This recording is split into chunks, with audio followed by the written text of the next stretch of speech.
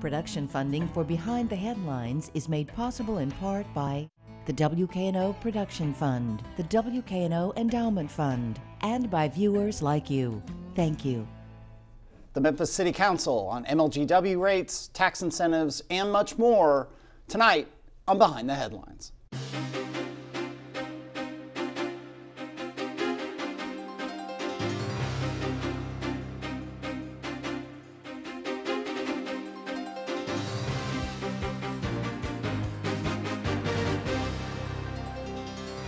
I'm Eric Barnes, President and Executive Editor of the Daily Memphian. Thanks for joining us.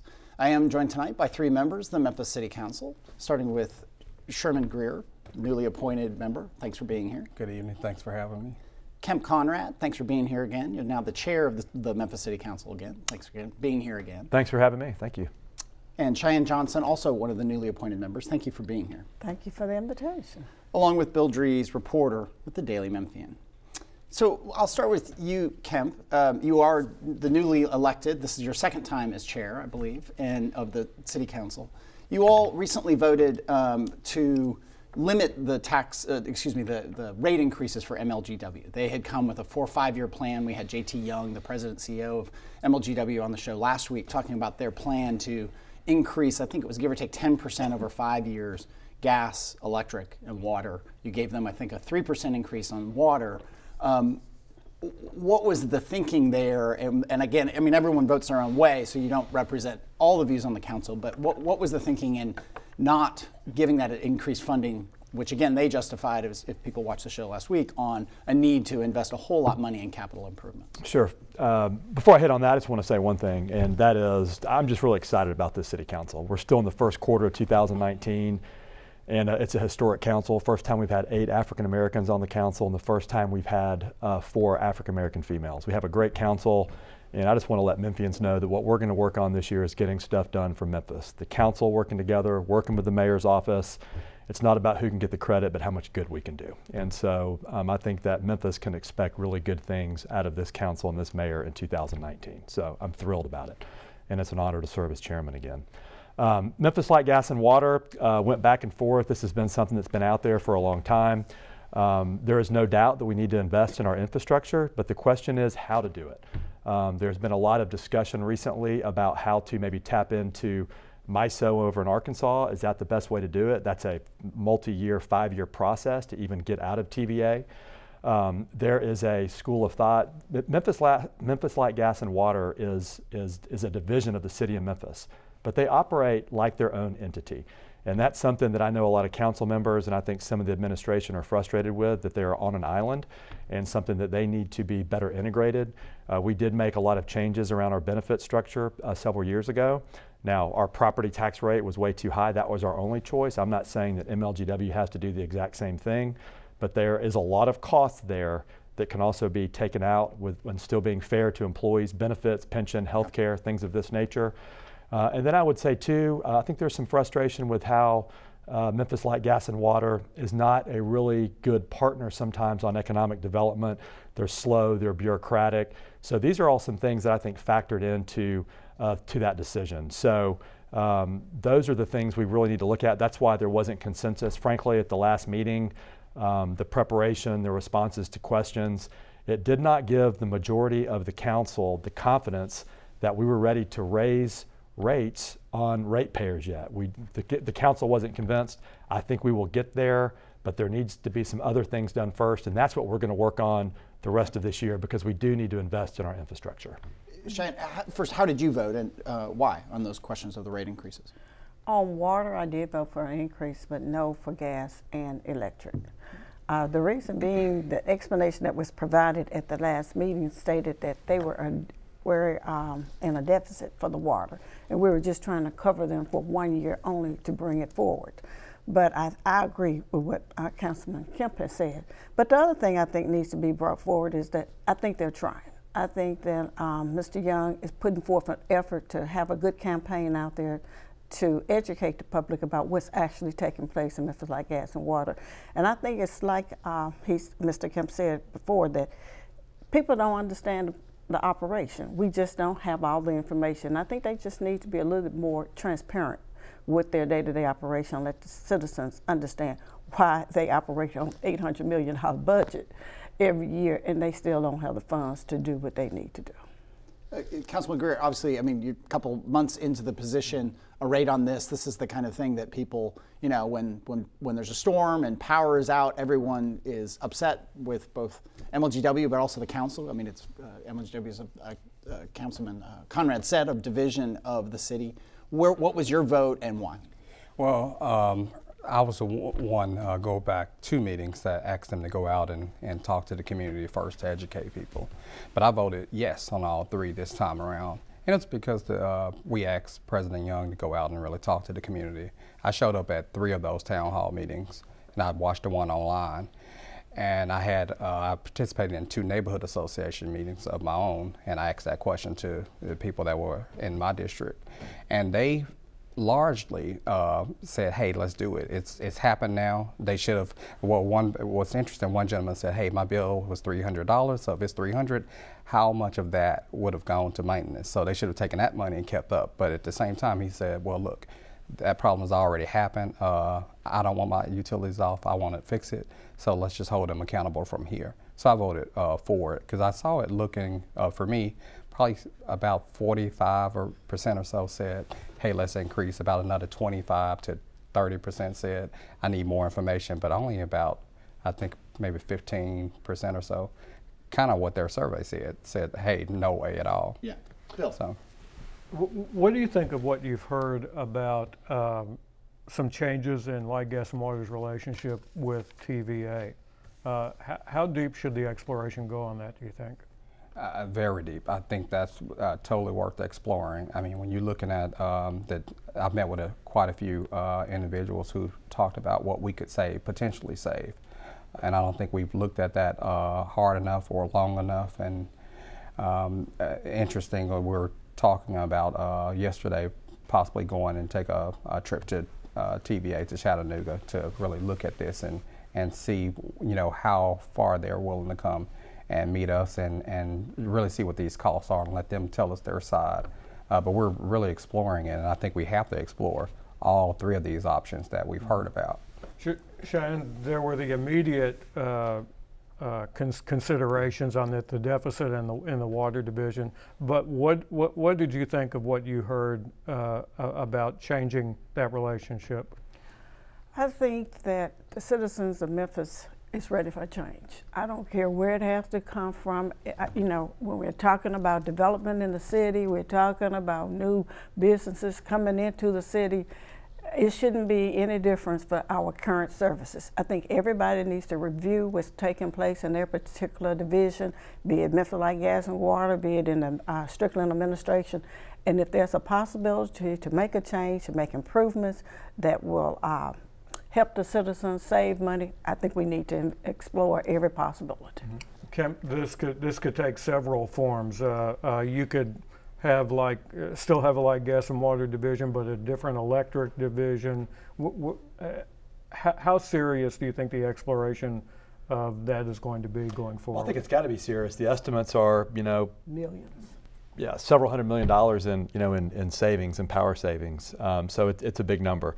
But it's also, I don't think that we want 13 council members trying to figure out how we get power from TVA or across the river and how you bring it over. It's kind of like us trying to build like a nuclear, it's just the administration needs to lead it, working, we need to be a part of it, but I don't think the council can drive it. So we need to seriously explore it, and maybe we can close the discussion on this. The city of Memphis, we do government at the speed of business now. That's what we've worked on for the last 3 years. It's what we're going to do this year. MLGW needs to catch up. We do need to explore that, but still, even if we gave TVA notice today, we can't change for 5 more years. So we're not going to hold back on these investments. We still have to do that. There are other savings that can be found. MLGW needs to be a better partner on Memphis Light, Gas, and Water. And to Councilman Greer's point, we're not just sitting around until next year. We're going to wait for the next budget. Vice Chairwoman Patrice Robinson is the MLGW committee chair. She's a longtime employee, now retired at Memphis Light, Gas, and Water. She knows the organization. She is leading a delegation. Councilman Greer, some other people that are going to go work with TVA. Can we get rates down? How can we negotiate those things? So we're not quitting. We didn't just pass it, kick the can, come back next year. We're still working on it. We started working on it the day after the vote. We know we need to make these infrastructure investments, but we want to do it in a way that doesn't just pass all the cost on to ratepayers if there are other savings that can be found. And that's our charge and our duty, and it's what we're going to do. You mentioned business and the city moving at the speed of business.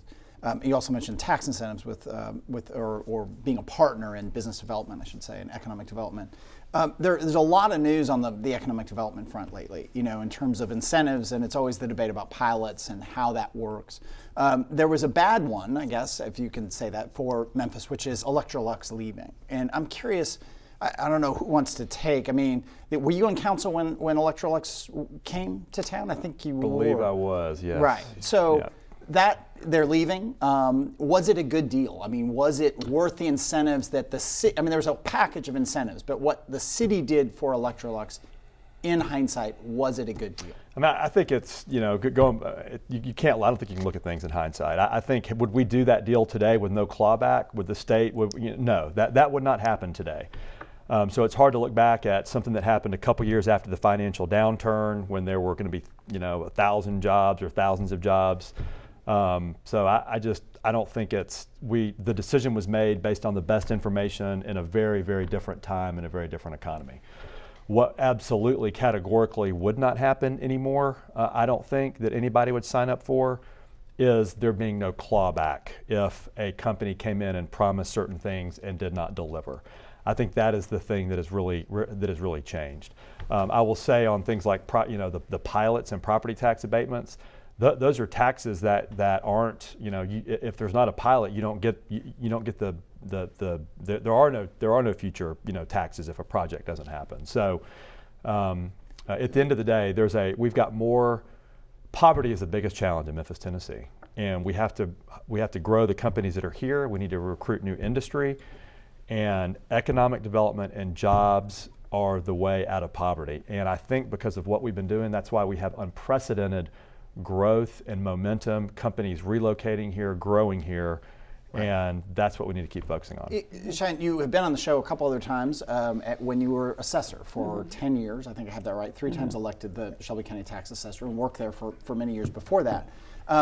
Was from that seat, put your old assessor's hat on, was the Electrolux deal worth it? I think so. I mean, at the time, like I said, it brought jobs in. I think the problem that I've heard, and since I've been on the council side and found out about Electrolux, is that it just wasn't enough monitoring taking place with the company. But the concept and the intention to bring jobs, we probably couldn't have done any better at that particular time. And does that math that Councilman Conrad talked about, a lot of people talk about pilots, and again, I'm not talking about the cash incentives from the state, we'll kind of set that aside, but just the pure city-county pilot tax abatement. Is that a net increase to the bottom line of the tax base in Memphis? Because you'll get a lot of people who will come on this show or will go on the comment section of our site or wherever and say, look, pilots are just tax giveaways. We're giving taxes to these people to stay or to relocate. Well, the truth is, when you actually own a pilot, the percentage that the city and county receive is pretty low. It's not as large as people actually think it is. But the other part about it is, it did bring jobs. I mean, if the land had remained vacant, it still would have been out there as floodland. We wouldn't have had very low taxes. So in this case, we did get a small percentage from the city and for the county for property taxes. We also got jobs. And who knows, we may have another tenant in that building pretty soon. Councilman Greer, I mean, do you hear from constituents, again, a couple of months into this appointed position you're in, there's a lot going on. FedEx Logistics is moving downtown, ServiceMaster a couple years ago, Indigo Ag, this J&J Logistics is going to the old mall of Memphis. I mean, there's a ton, as Councilman Conrad said, there's a lot of activity going on. Most all of those include some amount of local city-county tax incentives. Do you hear criticism from your constituents about how that is handled? Well, I think they don't understand tax abatements a lot of times, and when like she just explained, if you let that piece of land sit vacant, it's not going to really generate any taxes anyway. But you build a business there with Electrolux, hate to see them leave and hate that they're gone so fast. But the hope is that we'd attract another company to go in there. That infrastructure is already built up for someone to come in. So it's ready for the next tenant. But again, if you didn't build it up, then you wouldn't have the taxes anyway. So it's a loss to lose them, but I don't see it so much as a loss in terms of that we don't gain something from them Do being you here. say, I mean, I'll turn to you, Councilman Conrad said there's more accountability now, that the Electrolux thing wouldn't have happened with the clawbacks and so on. Do you think there's enough accountability on the what EDGE does now, the Economic Development Tax Incentive I don't know all their policies and procedures, but I did talk to them a couple of weeks ago, and I still think there probably could be some additional, reviews or monitoring of the process. Back to what Commissioner Greer was saying, Councilman Greer, I'm sorry, was saying, the other problem with pilots in the community, people don't realize how much money these investors are actually placing on the table. They think they're only getting tax relief, and these taxes are actually paying for these projects. But these developers are truly bringing money, millions of dollars, to make a project work. And the small amount that they're receiving in the tax incentive to get started is just not understood by a lot of the citizens here. Bill, with 10 minutes left. You all recently wrapped up action on a series of de-annexations, which was one of the first votes that you two were a part of on the council. It was the South Cordova annexation. I think pretty easily, I think we would agree it was the most controversial, or certainly the most discussed of the 5 de-annexations. But there wasn't a whole lot of controversy about it in the end with the vote. Mr. Chairman, how did we get to that point? Do you think it was a good decision ultimately to make? I do. At the end of the day, we did a very detailed cost-benefit analysis of what it cost us to provide services to all these areas, and in the long run, we're going to save money. There is no doubt that over time, Memphis has grown too much by annexation. It cost a lot of money to extend sewer, police, build fire stations, and when I look back at the business case that was done when we annexed these long before I was on the council, it was phony math, and the numbers haven't added up. And the reality is we need to focus on our core. We need to get more businesses, which we've been doing here, more people moving back into Memphis to use the infrastructure we have and invest in where we already we have those things. And I think what this will allow us to do is to do that and focus on the core. And over time, if you look at the savings in these areas and not doing it, we're going to be much better off, and we can focus on a smaller footprint.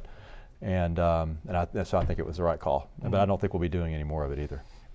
Sherman, ultimately for you, that bottom line carried the day, but it still wasn't an easy decision for you to make. No, it's tough. I'll say one part is you never want to be in a position where people want to leave you.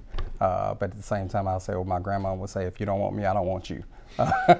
and I'll be, as I understand where they were coming from, though. I went to their town hall meeting where Councilman Covett had a meeting. And they largely, a lot of them expressed that they wanted out. And what I did, they sent a lot of emails to all of us. I compared their emails to their physical addresses and to really see if we were really hearing from that community, and largely they wanted out. So that's the reason I voted that way. And also I saw in terms of the economics, it really didn't help the city. I think at the time the city saw it as bringing extra tax dollars in, but you never want to make decisions short term that way. Yeah, it is frustrating when you hear from people, that say things about Memphis. At the end of the day, a lot of those folks, they work in Memphis, they come get entertained in Memphis, they're going to dinner, they go to the Grizzlies, the Tigers, the river, etc. So when you hear kind of the rhetoric, it's very disappointing. But what I will say is when the city did annex that area many years ago, the reality is the city did not deliver a lot of the services that should have been done. Street lights, sidewalks, things of this nature. And so that was a very valid complaint. We still had to do all that stuff. That was going to cost a lot of money. So at the end of the day, anybody that lives in this region, Memphis is the core, Memphis is the heartbeat, and people need to really, I think, be grateful about all the wonderful things that are going on in Memphis. And that's really what's heartbreaking when you hear people talk about this, because if it weren't for Memphis, if you're in Germantown, Collierville, wherever, you wouldn't be there working, living, if it were not for Memphis. And that's what I want people to remember, is Memphis is a great city. It's the heartbeat of this whole metro. And if Memphis doesn't prosper, nothing else prospers. And So Cheyenne, where were you in this decision? I mean, you supported saw it. the same numbers, I saw the but same you also numbers. heard the comments. Exactly, and I think I support the comments both of these councilmen people have already said. That's what the people wanted, and it seems that will make Memphis a better place because we'll have less expenses in order to cover those services. So I was supportive of it. How much does Memphis 3.0, you all, that's coming to, I think, committee, is that right, soon? Memphis 3.0, the overall sort of strategic plan for the city, a lot of land use issues, a lot of what Councilman Conrad was talking about, building up, not out, and density. What was your impression of that? Again, both as a council person, but as a long, former assessor who was very in the weeds of properties and the dynamics of neighborhoods and so on. What are your first thoughts on 3.0? Thank goodness something's being done. For you, what's being done? Because a lot of people still don't really understand what the 3.0, it's a catchy slogan, but so what is being done? Okay, what's being done is that they have identified 14 different locations throughout Memphis as far as pivot points throughout the city that they will be using as a central location to draw community involvement in those particular areas. Unfortunately, some in Super District 8, I think we need another location. We don't have enough. I think we only have 2 or 3 over there. But it's there to make sure that whatever the needs of the communities are will be addressed in this central location and then spread throughout and advertise and publicize it from that location. Councilman Gurry, your take on 3.0? Well, I'll look at it from the prism of Raleigh. So we had the Raleigh Town Center that's coming out of that. The Raleigh Springs Mall was an economic engine for that Raleigh community, well, really Raleigh and Fraser for a long time. Wolf Chase opened, everyone stopped shopping there, it closed up. So in the capacity, you look at it from the Raleigh Town Center and the excitement it brings and it really pushes their business owners to really try and coalesce and build back in that particular area, I think is phenomenal. And it has brought a lot of the neighborhood associations and a lot of neighbors out talking about what it can be, and they're re-envisioning what this Raleigh used to be. Let me say too, it's an opportunity for us to start loving Memphis again. Getting back and realizing how great Memphis really is. It's been an awesome experience for me to serve on this council just the last two or 3 months. To realize what all takes place on a daily basis in order to make this city run. This is an opportunity for the citizens to actually see it. There are so many nonprofit organizations, so many agencies, so many different divisions of the government that work together to make this a great city. I think we need to just start recognizing these individuals and these organizations, lift them up, and then come together and be a great city. So I think that's the most important thing about 3.0. How, from a council point of view, how can